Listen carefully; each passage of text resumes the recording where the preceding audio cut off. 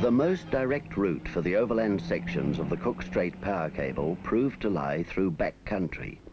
A preliminary route was chosen by working from aerial maps and from aerial reconnaissance. Now, on the ground, surveying for the line begins in earnest. In the inter-island power link, submarine cable covers 25 miles. But there is also 22 miles of overhead line to be planned for in the North Island, running inland from Cook Strait to the Haywoods converter station.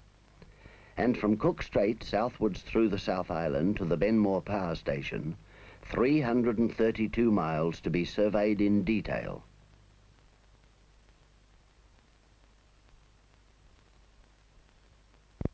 Concurrently with the survey, 10 concrete bridges have been built, not only to give access for construction of the line, but also for maintenance when the line is in service. In addition to bridges, 270 miles of special roads are needed. Additional spur roads are run to transmission tower sites. At Port Underwood, a coastal road has been built to county standards to permit later use by the public. Other preliminary costs include 15 work camps. The northernmost special road in the South Island, 332 miles from its source at the Benmore power station, the direct current is to run down to the sea at Fighting Bay to connect with the 3 submarine cables. All along the 354 miles of land routes, erection of each tower starts with the digging of 4 holes for the corner foundations. On sites that are difficult of access, digging is by hand. Most foundations, however, are dug mechanically.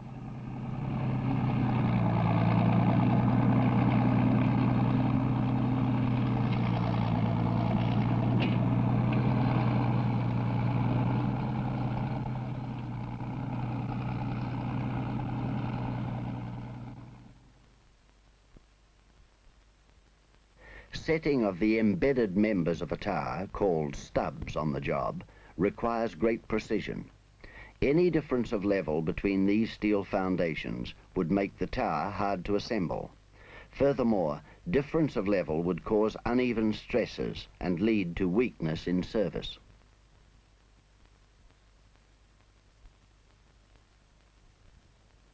When the stubs have been set accurately in the ground and the holes backfilled, erection of the towers can begin.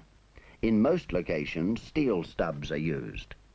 But where a tower must be set in a riverbed or near a bank where there's any risk of scouring by floodwaters, concrete foundations are used.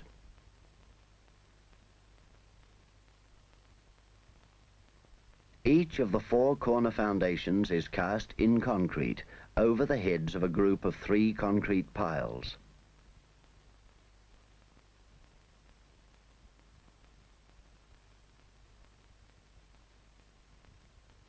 From time to time, the construction workers get a foretaste of the sudden and gusty winds that over the years the finished towers must be able to withstand.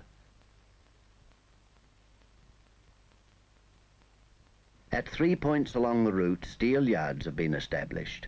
Arriving in bulk from overseas, the steel is sorted into tower lots before being loaded for the construction sites.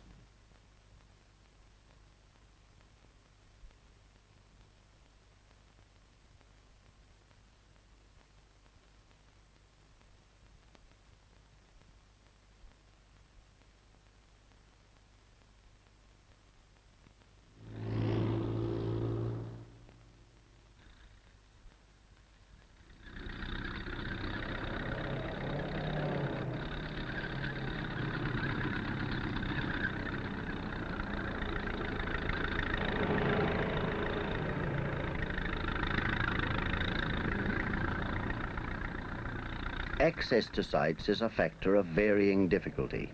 A few of the tower lots have very complicated journeys.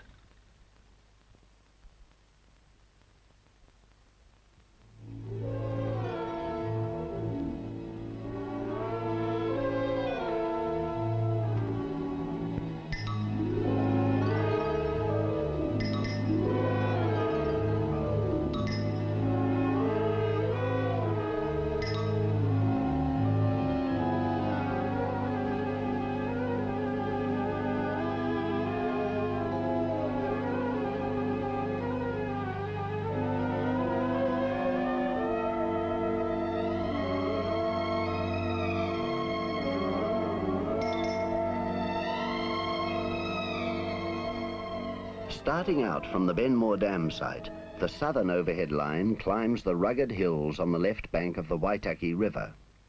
From the Waitaki, which forms the Otago border, towers must be built through the whole length of Canterbury and Marlborough provinces before reaching Cook Strait. At the Benmore end, cold winds coming down the Waitaki Valley from the Alps do not make work any easier.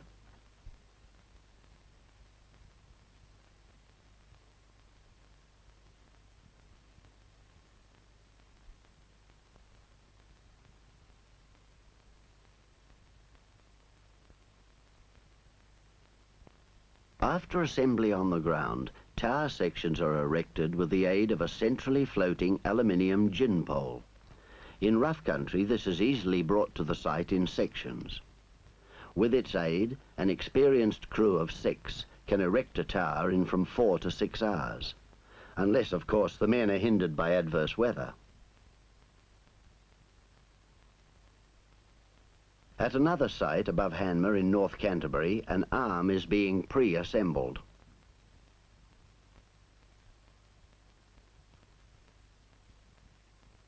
While holes are dug for the next tower, let us watch 5 hours' work, but saving time with the stop-motion camera. The head of the gin pole keeps all the time above the work. Over to the truck for lunch, and then the left and right upper sections of tower are completed on the ground.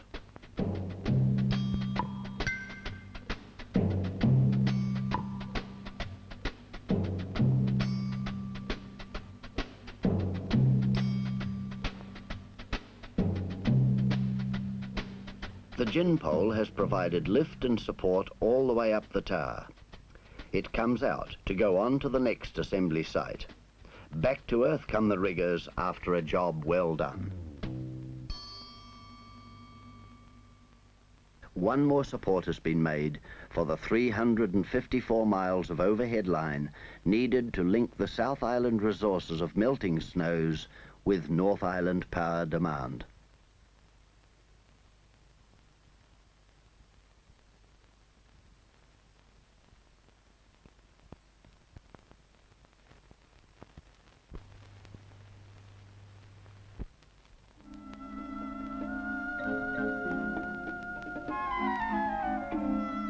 First step in the tension stringing of overhead conductors is the pulling out of a steel wire haulage rope.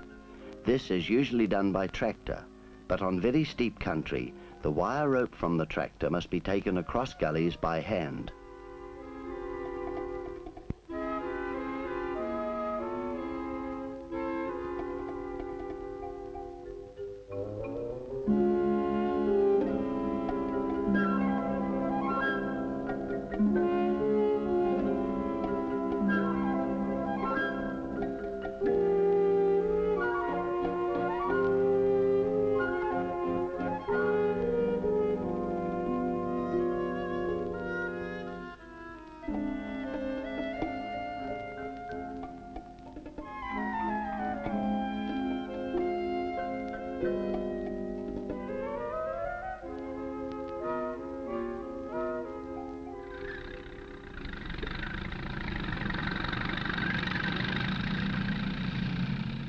Hauling in the wire rope laid by hand, the tractor brings over 2 haulage ropes and slung below them the earth wire that will top the towers.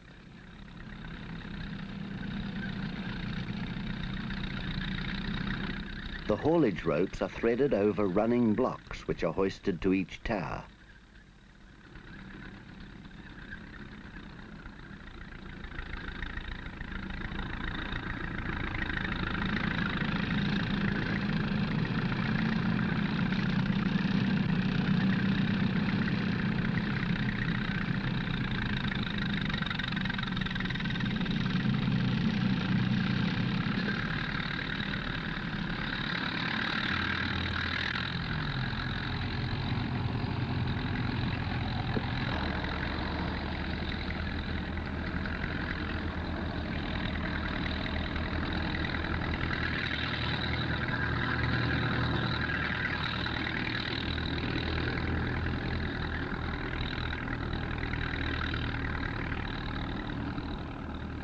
Attachment to the end of the aluminium conductor, which must be handled with care, is by means of a stocking grip. After the conductors have been threaded through the tensioning machines, they are linked to the outward ends of the haulage ropes.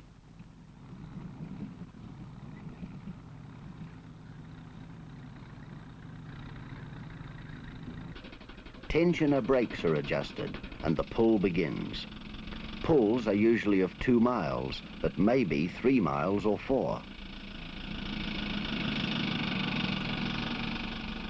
As well as having water-cooled band brakes, the tensioners have some energy absorbed by air compressors, which can be driven by the rotating bull wheels. The stands on which the conductor reels are mounted have a light braking system. Thus, some preliminary tension is given to the conductor before it enters the bull wheel of the tensioner.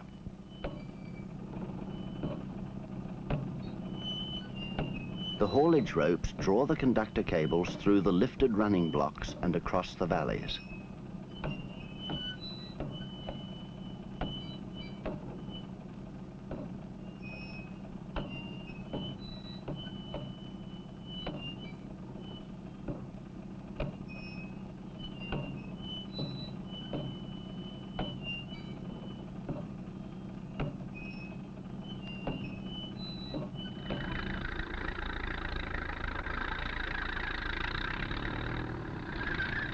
As each haulage rope comes in, it is automatically taken up on a reel winder, ready for reuse in the next pull.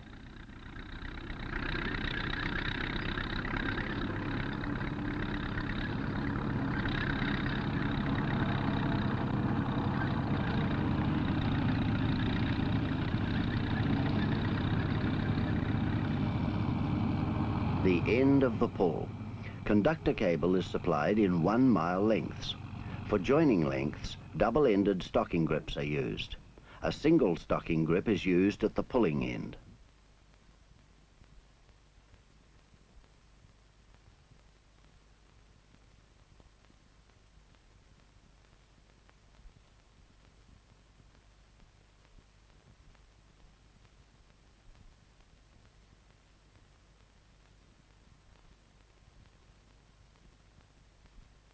After each pull, the conductor cable is lowered to the ground for final jointing.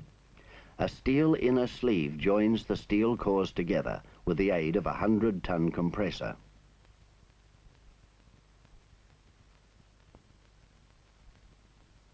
Both motorized and hand compressors are in use.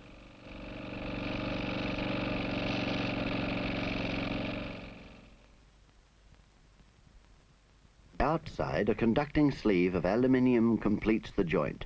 This also is closed onto the conductor with a compressor. For maximum conductivity, it is very important that the steel sleeve be located in the center of the joint. Radiographs are taken of all joints using a heavily shielded cesium-137 source. A lead band placed on the middle of the sleeve casts a negative shadow on the X-ray plate. Reference to this light vertical bar shows how far out of place is the center of the gap, marked with a cross between the 2 steel cores.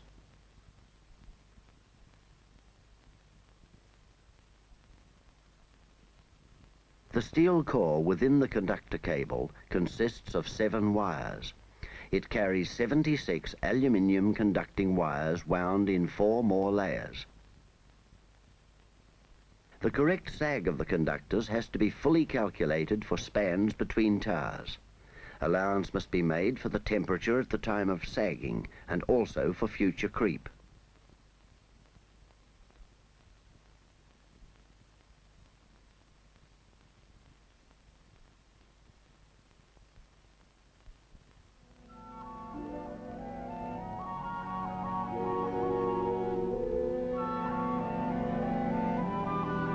With conductors correctly run and insulators fitted, the next step is twisting on tapered armoring rods to protect the conductor against abrasion and possible flashovers.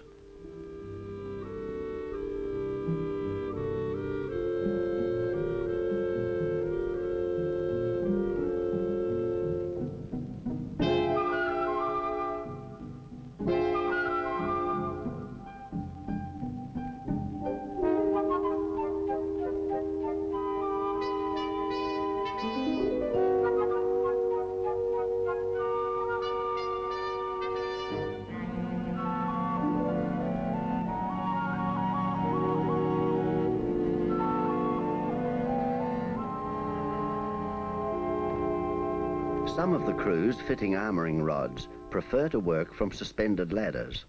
Others, with fewer acrobatic ambitions, prefer a suspended platform.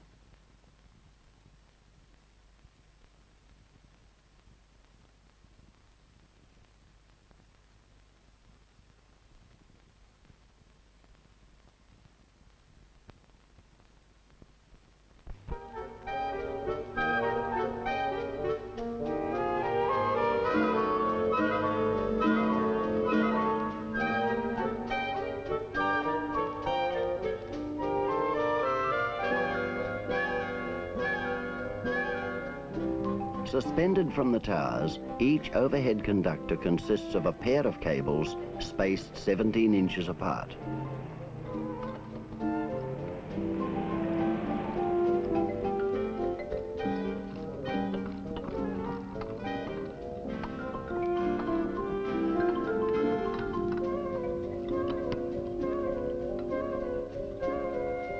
The twinned conductors provide their own means of access. They can be used as a pair of rails on which to run what are known on the job as go-karts.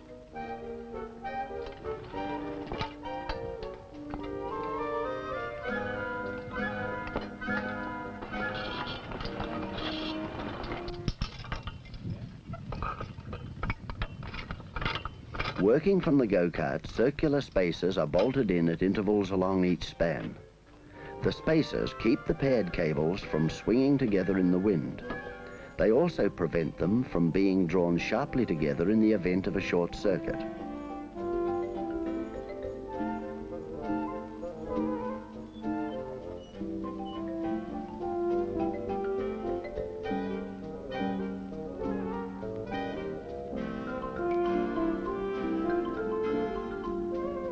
Making the conductor of a parallel pair of cables reduces corona loss, but this can be reduced still further by using 3 cables equilaterally spaced.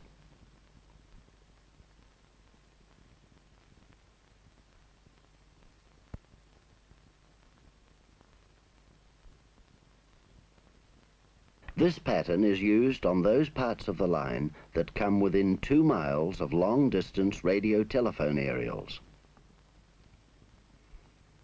Where the line comes within 1.25 miles of the receiving stations, the 3 cables are increased to 4.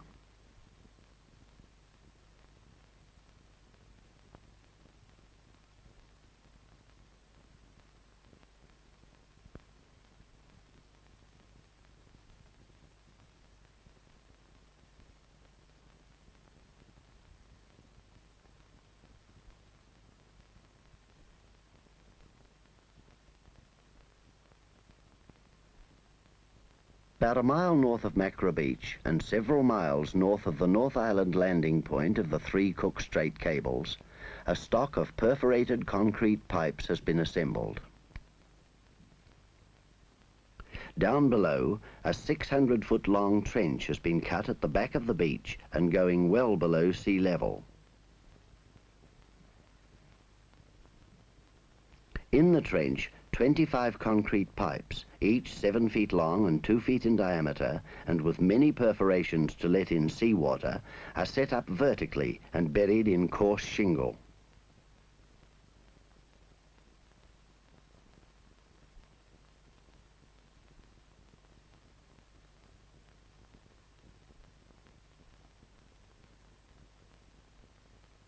Into each of the 25 vertical pipes, a 7-foot-long graphite electrode is lowered.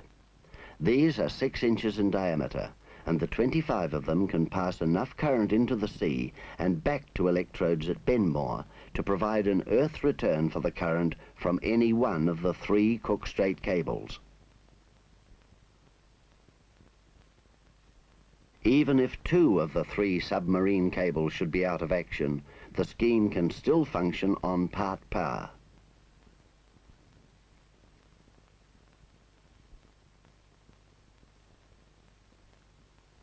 The line from the earth electrodes on the beach runs back inland under short insulators.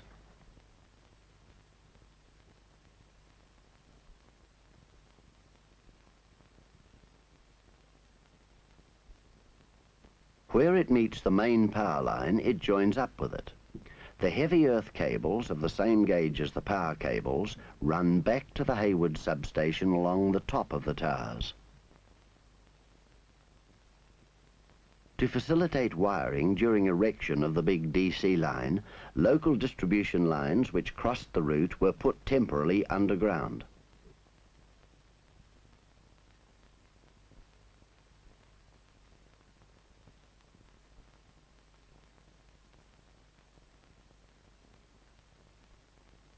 In these distribution cables, high-tension fuses were inserted according to local requirements.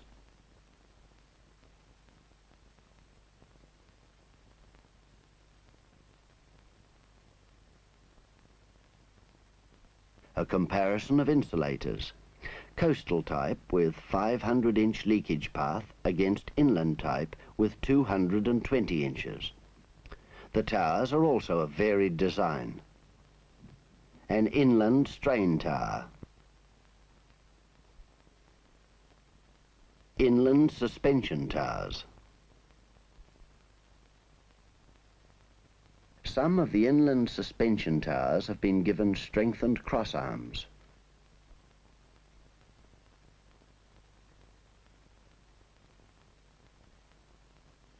On a light angle, an armless single tower, inland type.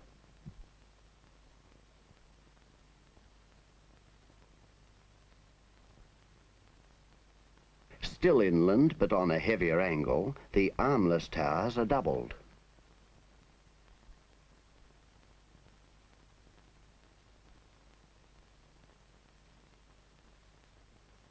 Coastal suspension towers stride through a paddock of the country's principal export. At the end of the straight row of coastal suspension towers, a pair of armless towers holds a heavy angle.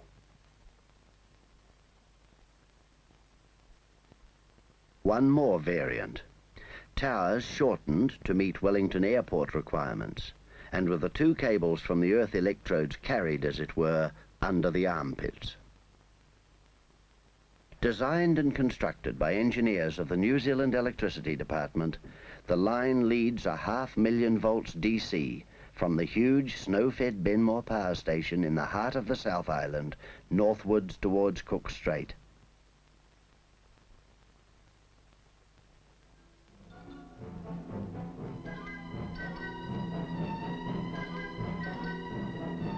From Cook Strait, the line goes inland, taking, past Wellington City, enough power to equal the output of 3 or 4 average North Island power stations. Power demand is increasing at compound interest by about 10% each year, but the new cable carries enough power to cater for more than 3 years' expected increase. As the great Benmore Cook Strait Haywards line starts to feed 600 megawatts of DC power into the Haywards converter station, the electric power base of New Zealand's prosperity becomes a great deal more secure.